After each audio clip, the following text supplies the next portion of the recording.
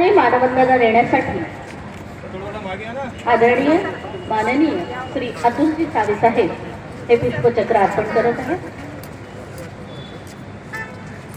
मराठवाडा मुक्ती संग्राम दिनाच्या दिनास स्मरत आपण हा सोहळा संपन्न करतो आहोत. मराठवाडा मुक्त व्हावा म्हणून ज्या ज्या हुतात्म्यांनी आपल्या प्राणांचं बलिदान केलेलं आहे त्या सर्वांना आदरांजली वाहण्याचं काम आपण या ठिकाणी पूर्ण करतो आहोत. यानंतर माननीय श्री अशोक चव्हाण माननीय राज्यसभा सदस्य तथा माजी मुख्यमंत्री महाराष्ट्र राज्य हे पुष्पचक्र अर्पण करण्यासाठी येतील. मराठवाड्यातील असंख्य हुतात्म्यांना आपण या ठिकाणी आदरांजली वाहतो आहोत.